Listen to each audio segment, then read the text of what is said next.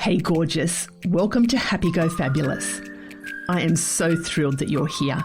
This is our space where we get real about life, the good, the messy and all the juicy bits in between. Real talk, real life and a whole lot of delicious living. But I must warn you, listening may cause unexpected outbreaks of fabulousness and real life magic. Hi, I'm Catherine and I am so incredibly passionate about helping inspired, motivated, impact-driven, freedom-seeking people just like you to do the deep inner work to create those beautiful outer wonders in life. It's all about revolutionising your relationship with yourself, where you fall madly, deeply in love with who you are and create a life so fabulous you can't wait to jump out of bed every morning to live it. Ready? Because ordinary living is so last season. Life's waiting and it's time to make it fabulous. Let's shimmy on in.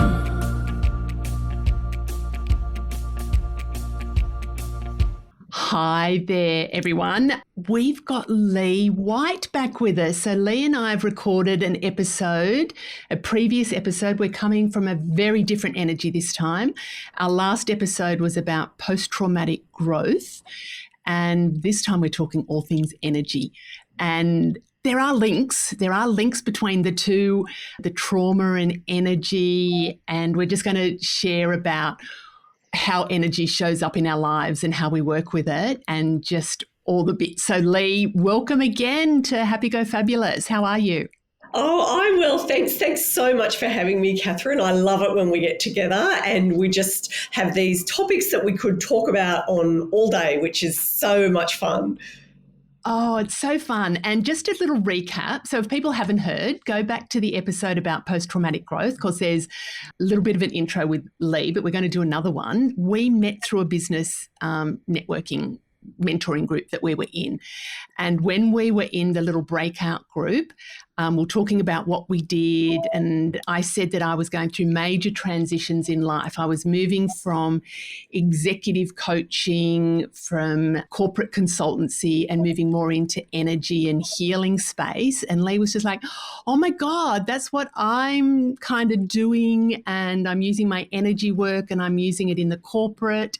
And we just got talking, didn't we, Leigh?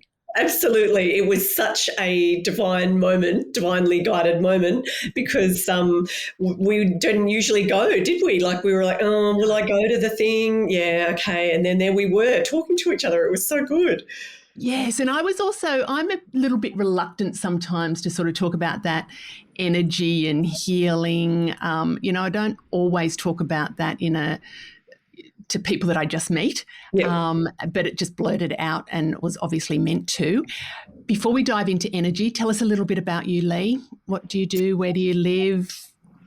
So, I am located up in Sydney near the beach, and I work as my background is as a media advisor working in book publishing and also in high-tech video game entertainment software.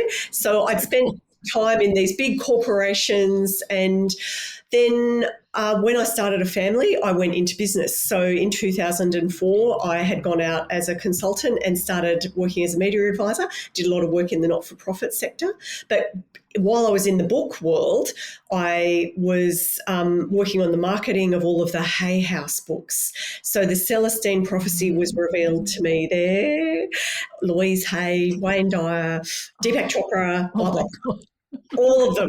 And, we would sometimes, I can remember our marketing director sitting there one time and she's got a psychic in the office channeling something, I don't know, and the author's typing it all up because the person obviously can't do both. And, there was a really great place to work. And I was sort of about 25. I was just lapping it all up. And, so that was that world. And then there was me working as a consultant, and I wanted to really have a big impact by giving people voices through them being able to talk to the media and share their lived experience stories in government advocacy or all sorts of different very cause-related things. And as we'll talk today, I had through a different part of my life experience, through the grief journey, I'd ended up coming back to energy. So I sort of had one Reiki session when I worked in the book publishing, but then nothing. and then ended up back there again. And so I've done some work as a energy medicine practitioner for many years, and there's this other part of my life where the application of being our best self, I guess, in the world of sharing our voice through media advocacy, it all comes together. Oh my gosh, I love that. I love that. And it's interesting how you were saying from the grief journey, you sort of dipped your toe back into it. You had a Reiki session. So Reiki is energy through, I was going to say through the hands, but it's through the whole body. It's channeling energy.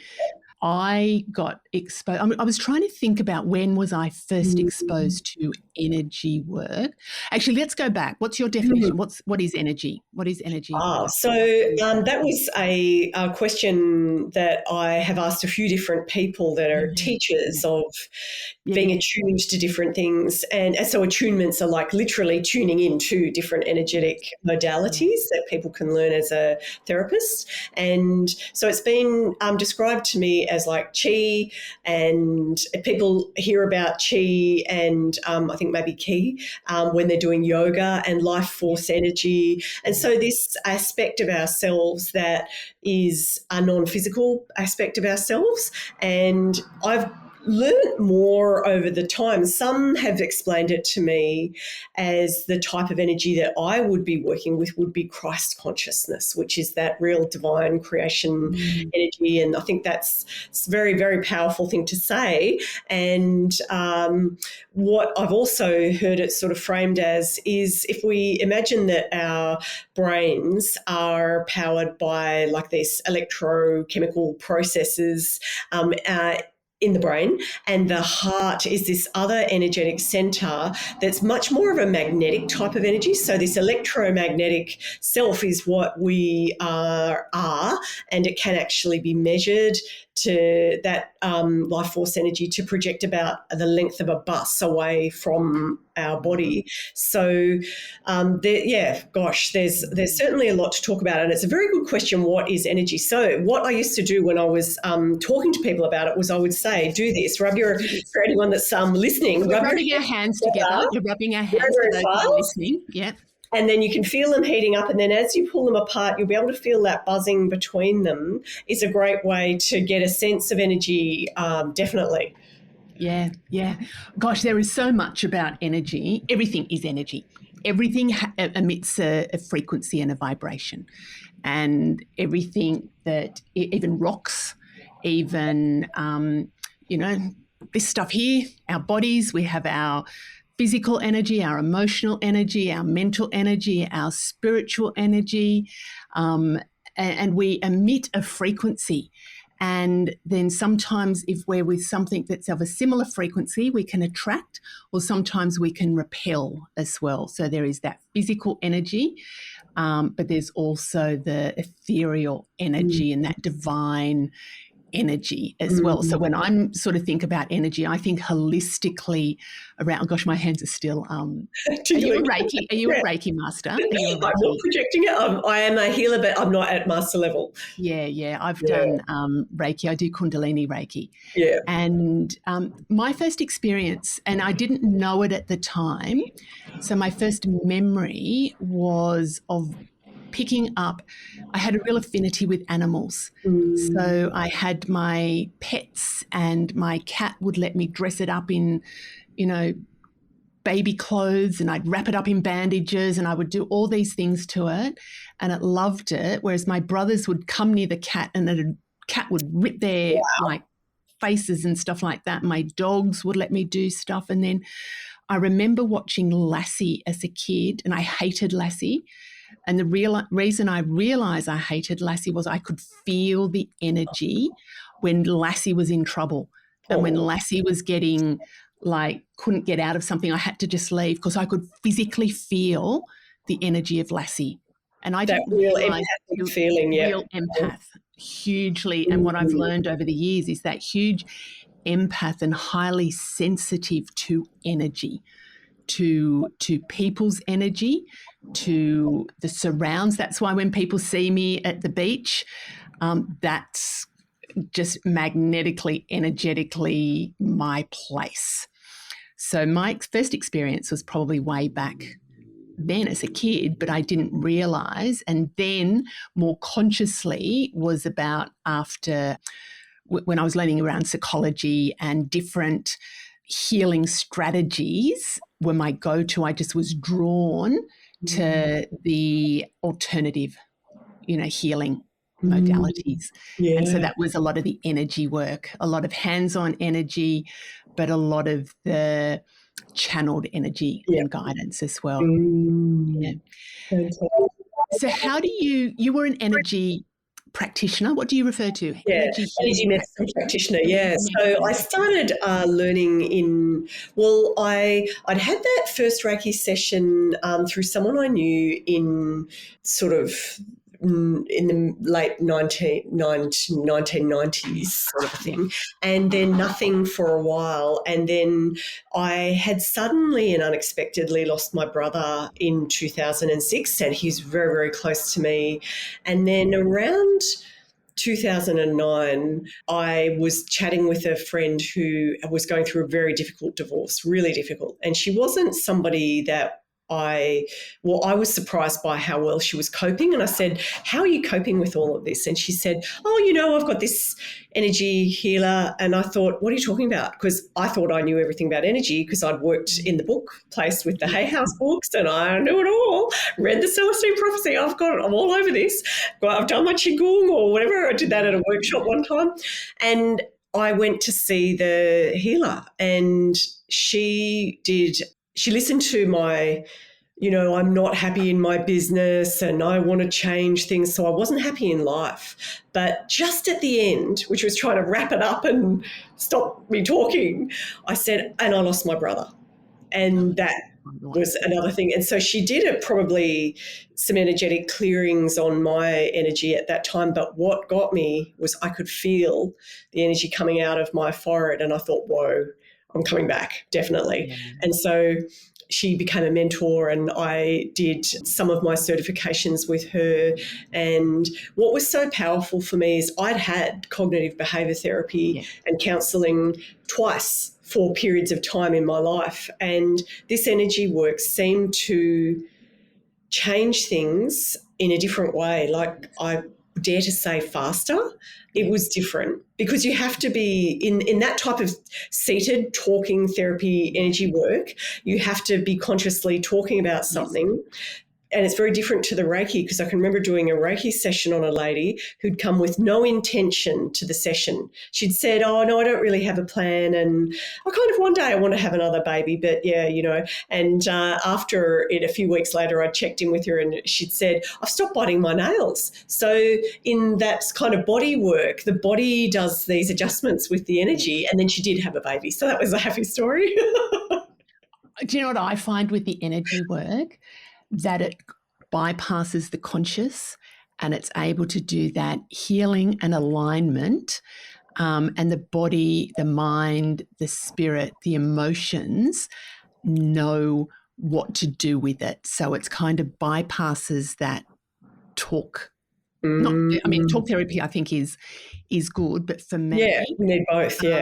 My go-to is traditional Chinese medicine and acupuncture. And so and that's in our energy centers. I reckon or maybe my next life I'll do this. I don't think I've got time in this life, but I would love to be a traditional Chinese medicine doctor or a neuroscientist. And in our last episode when I was talking about the 12-year-old me who was saying, how stupid I am, I think she'd be really proud of me even considering that.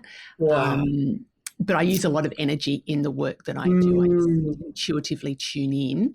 And one of the things I'm doing now, which is super exciting, is sound. The vibration and the frequency of sound. And so using the Tibetan bowls and different instruments, how just the vibration can help to, and I'll be very conscious, I won't say heal, it can help to shift something. And one of the things that is really, really, really powerful is when we set the intention for what we want and we combine that with the frequency. That's when the transformation happens. So it's not just about, I mean, if we go to a sound bath, a sound journey, that's cool. But what's even cooler is when we set an intention for what we're wanting to happen, whether we're wanting to release or bring in, or something to be alleviated, a pain to be alleviated. When we combine frequency with intention, oh my God, that's powerful. That is so powerful. And a lot of people, and we were talking off air before, but Leigh, you use it a lot with your corporate clients, don't you? Like helping people to get their energy aligned so they can help to show up in the world more effectively. Absolutely. And I think that if people think of energy medicine as witches and shamanism and things that they don't understand, I think they're going to feel really frightened about it. But when we keep it in that frame of it's a part of who we are, and it's really accessible, and it's not just for the people that have been attuned to different modalities, that you can utilise the energy that you've got.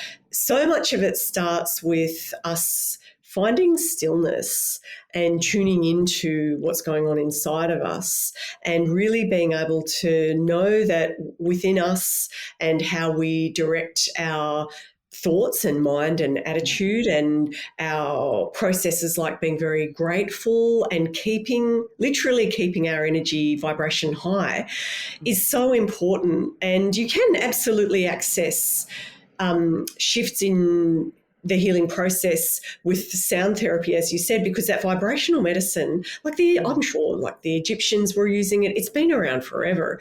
And that the way that it's such a deep, deep process, it can be really powerful for people, where anyone that's done a lot of talk therapy will know that talk therapy can be very exhausting, because you're going to have to revisit a lot of things. And so there's a time and a place for everything, isn't there? Yeah, I agree. And I know that Reiki, which is not something I use nowadays, but I think that the body work is incredibly powerful. And as you say, it removes the need for the talk therapy, and you can set an intention and have a body work session.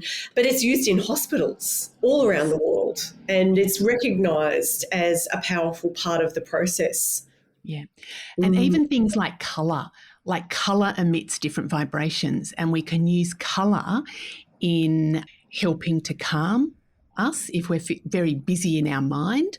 Probably this top that I'm wearing now, which is bright pink and orange and purple flowers, might not be the thing to calm, but we might use something that's a softer, more tranquil colour. And I know that they use that in hospitals and different buildings to help quiet and relaxed, whereas it can also be used to stimulate. So sometimes if somebody is feeling very flat, that just using a different colour. And I think one of the, it was a homeopath that I saw many years ago, and I went to her and she said, "How are you feeling?" And I said, "I just feel really beige."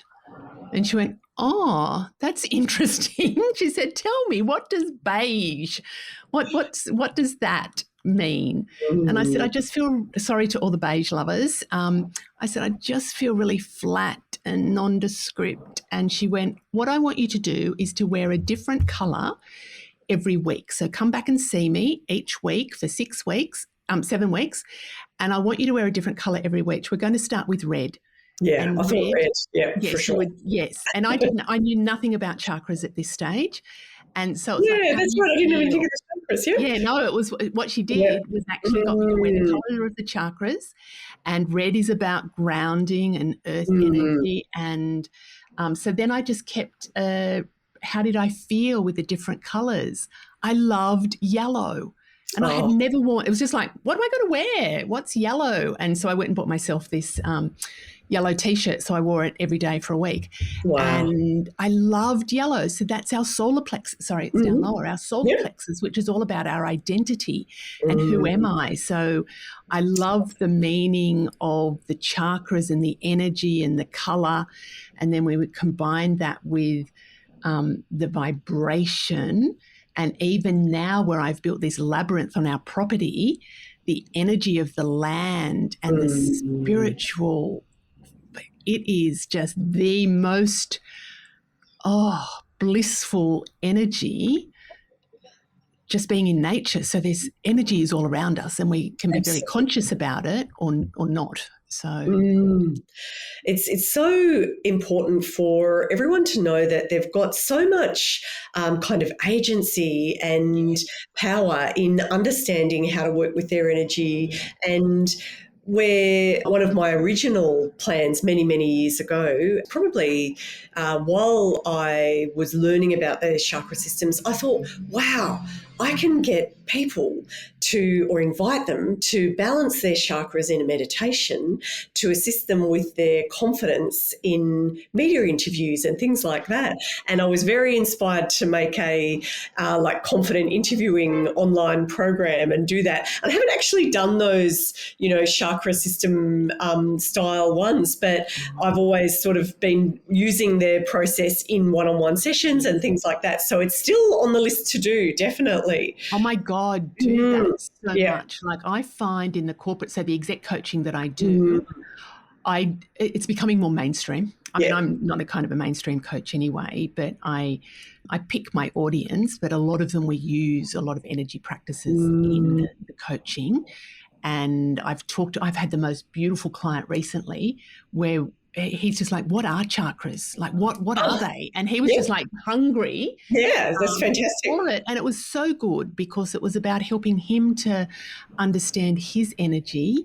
And one of the things I use a lot, and I don't tend to talk about it in the chakra system, but what energy are we projecting? And, how is our life? What's happening in our life? And that is a reflection of what's going on internally for us. So if we've got my bland beige life, I felt flat. So what can I do to shift that energy? And that's so powerful. Internally is a lot of what we can do. And when people come to me when I'm coaching them and they say, oh, Mary's a pain in the ass and she did this and sorry, Mary, if you're Mary, I was going to say Joe. Sorry, Joe. But, somebody's being a pain in the ass and that they're reacting a certain way. It's just like, well, it's not all one way. There's something that we're emitting and sometimes your energy might just be abrasive. So what is it that you can do to be in line with the other person? And it's often about what you do yourself, not what the other person does. It's so true. And you just reminded me of a story about karma and karma being this theory around the actions that we take, really, in a very short version. And so if there's this tension between you and another, and maybe it's an old thing or it's something that everybody's still sustaining, holding this tension. If we imagine a rope like a tug of war being held between the two people, as soon as one of them lets go and just surrenders the struggle, the process, and just drops putting their energy towards that and constantly thinking those negative blaming thoughts or trying to get revenge or all of those things, as soon as they drop it, we picture the rope, like there's no energy going there and it will, resistance. It's fascinating. Oh, that's cool. And I don't have them here. I normally have magnet, like I've got everything bloody energy around all the tools. All the tools, but hematite, here they are here. I have a little thing of crystals because crystals have all got energy in them as well. So the hematite, the little magnet. Wow. So they're, how sometimes we just click with people and we're attracted because we're emitting at the same energy. But if I turn one of them around, and then it's almost like this repulsion that they can't, you can feel like you did that energy activity. You can feel, and sometimes between people, there's resistance and, those energy drainers. What is it that we're not clicking with one person? And it might just be that we're not meant to, but if we were to sort of shift our energy, then we might end up clicking with the person. Catherine, I've got to tell you, as soon as you turned those hematite crystals or magnets around, my whole chest, like just that connection and picking up what is going on there, that feeling of repelling away from each other, that it wasn't quite like tension, but just this, and I was like, can she please turn it around again? Yes. Wow. And I mean, that's sensitivity, but like they're so real. Yeah. And I'm just getting something else here while I'm just playing around. But one of the things I'd really like people to think about is what's draining your energy. Mm-hmm. Even if you list the stuff where you feel heavy and flat, and my version was beige, but for somebody else it might be something else that repels them. What are the things or the people or the circumstances that drain your energy, and what lifts your energy?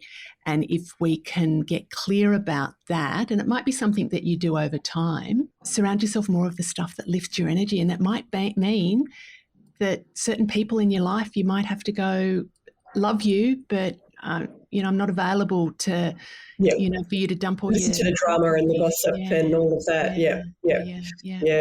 I had a coach many, many, many years ago in my business, and she used to talk about energy leaks, and it's a lot like what you're talking about. Yes. The people and the things that we allow. And when we say, I should go to and we go. Yeah. And she used to always talk about, I bet everyone's got these, everyone listening, is a box of stuff that needs to be sorted, that we walk past every day, that we don't, and like that is the worst, isn't it? It is brings you down so much, and you just got to do it. I think that's one of the things that really messes with my energy is when I know that I'm not shifting stuff, because, houses are like, I've heard it said to me that the house is the metaphor for yourself. And in feng shui, they'll talk about all the different parts of the house, what happens in the north corner and this corner, all of that. But they start letting our stuff pile up is literally like holding on to crap, isn't it? Yeah, and it's weighing us down. It's absolutely weighing us down. And I've done some study around psychosomatic therapy, and the body tells a story. And when we have, do you know what, that really shifted my perspective about body image, about carrying excess weight, that I would, I've been on every diet you can ever think about. But when I did the psychosomatic therapy, studying it, it's about our body tells a story. And where I've got the blocked energy is my body's hanging on to stuff. So if you think, people probably may or may not know this, but I'll share with you. I carry a lot of my weight on my butt and my hips, and not much on my stomach and in the front. And if you think about our last podcast episode, Leigh, where we were talking about grief and the past, the butt is in the root chakra, and it's about safety and security, and it's about connection, and it's connection to family. So the front of our body is about the future, and the back of our body is about the past. Wow. So when I think about my butt, I don't think about it going, is my butt big in this? I mean, sometimes I do, but it's just like there's stored energy. There's still blocked energy there from experiences from my past. And I have shifted weight when I have shifted healing. When I love that. Wow. It's just a whole, and do you know what? Oh my God, this came about from a book I read, and it was called It's Not About the Horse.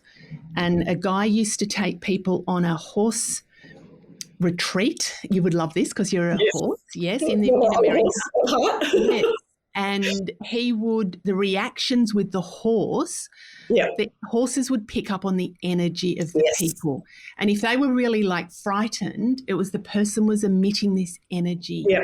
Or sometimes they co-regulate. Yeah. Co-regulate. And sometimes we just want to give so much love to the horse, and it's just like, whoa. Yes, that's right. It can be too much. Yeah. Too much. So what some of my studies has been around, it's not about the weight.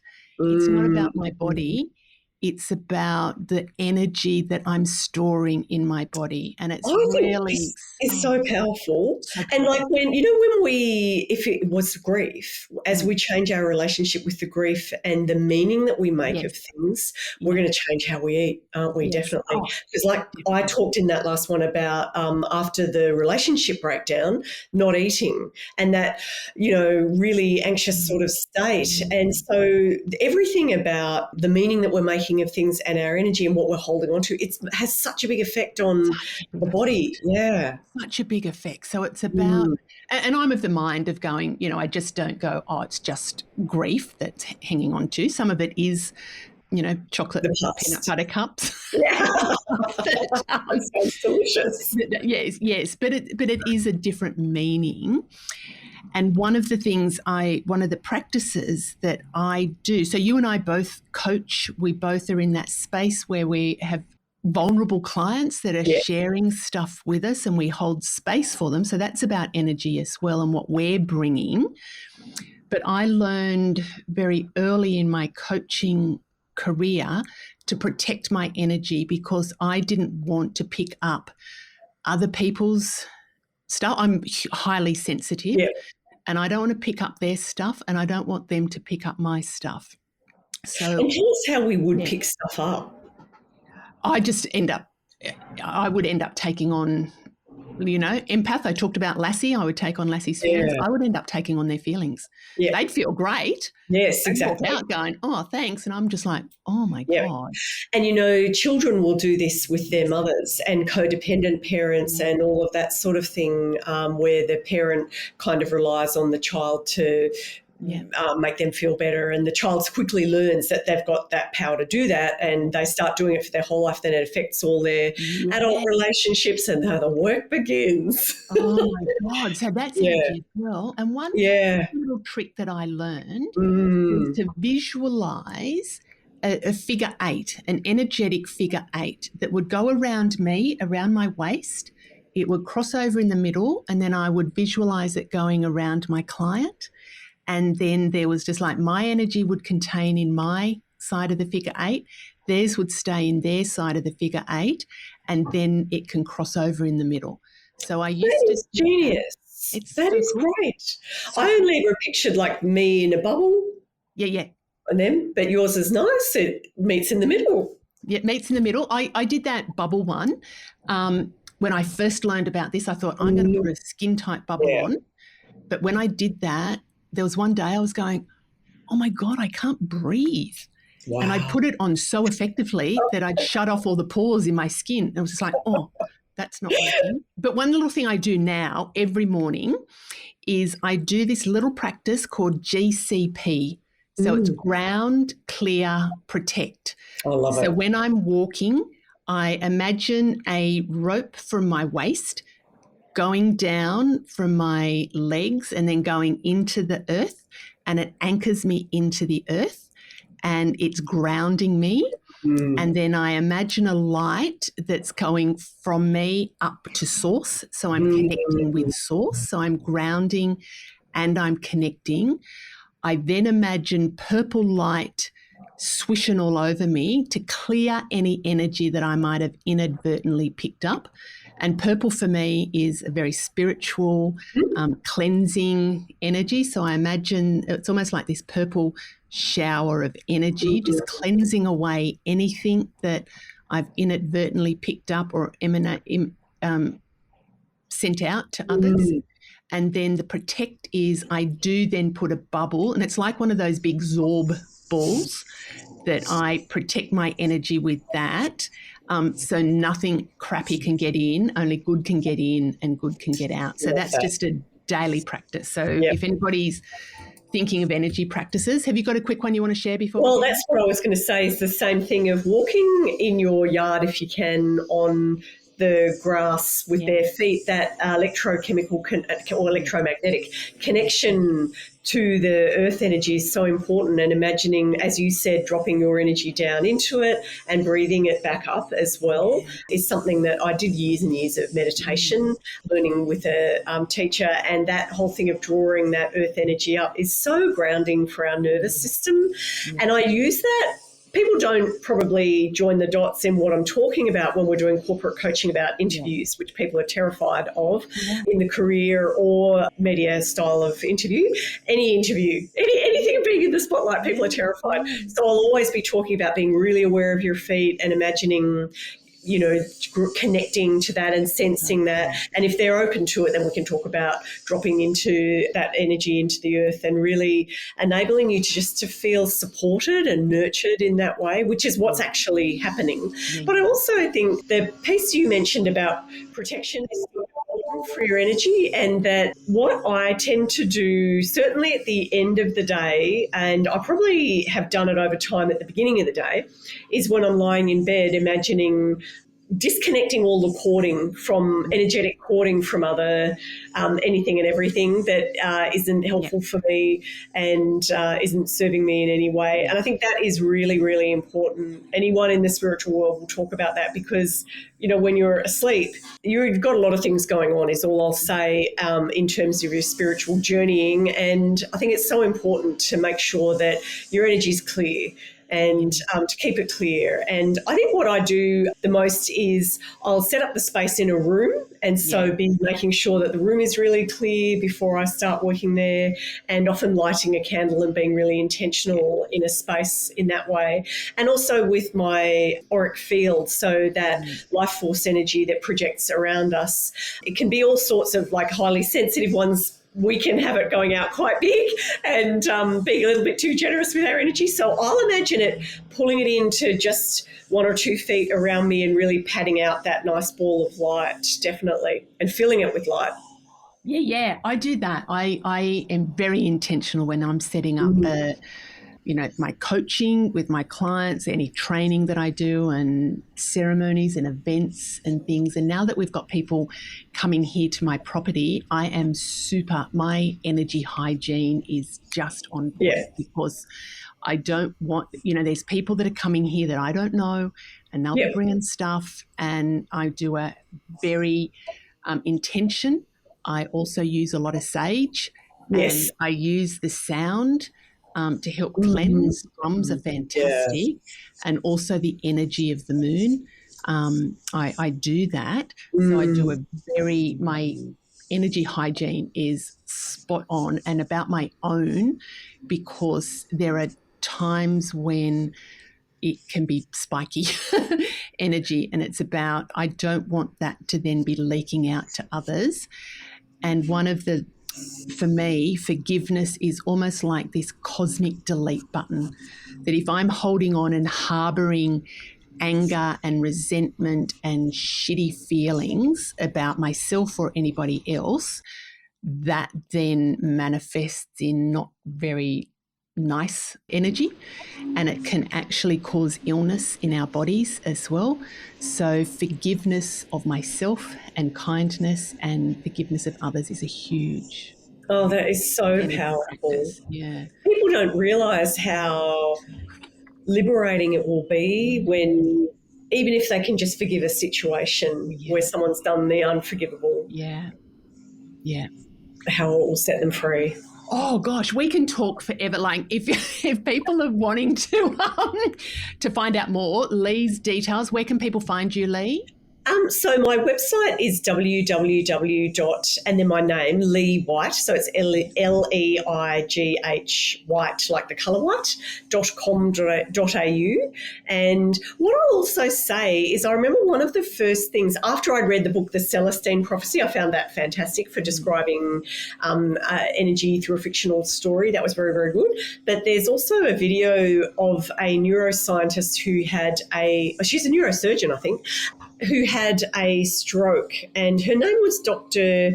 Jill Bolte Taylor. So it's Jill and then Bolte Taylor. And I think it was the name of the TED Talk. It wasn't My Stroke of Luck, but it's My Stroke of something or other. And she describes when she had that stroke, and she was going in and out of the right brain and the left brain, so the rational brain and the non-rational, and she could see the energy of her arm blending into the wall, and she was going in and out of being able to see that. And then in the next moment, she'd be trying to like get the phone number because she couldn't remember her phone number to ring her brother or whoever it was. And then she'd be going back to that, and then she'd be looking at her body. And at the end, what's so fascinating is it went on for, it was 45 minutes or 90 minutes or something. It was ages. She saw all of it, but could remember all of it and recount it. And it's so fascinating how she's linked that to what is happening in the brain. And that was always an incredibly powerful other perspective for me.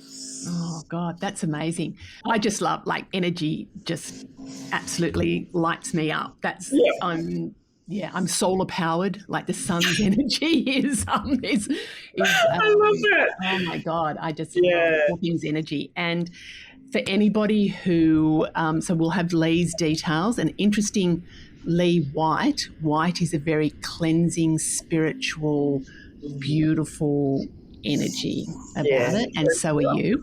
So are you. Thank you. That's beautiful. If anybody would like to know more about it, please, I'll put my details in the show notes as well, like work with me, sound journeys that I'm doing here from the property at the moment, and definitely energy clearing for people, and energy balancing and chakra. So using the sound bowls and helping to balance emotions and align our chakras. And also there's a little program, I haven't got it yet, but maybe if you're listening and you want to get find out more about this, is about activating your energy codes. That's kind of one of the things that I'm thinking, or just the different activating our physical, our emotional, our spiritual. I could go on forever. That is so exciting. So exciting. Well, thank you again for a beautiful chat, and I will see you. Thanks so much for having me, Catherine. Bye.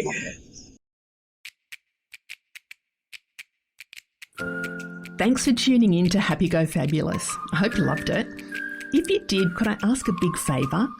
Please subscribe, leave a review, and most importantly, share the love and let your besties know about the podcast. This will help get it into the hearts and ears of all the gorgeous souls who need a little bit of fabulous in their life.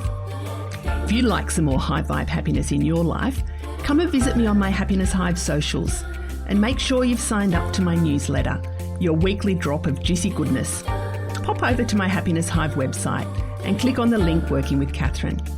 I'd love to help you make life amazing. Until next time, keep being fabulous.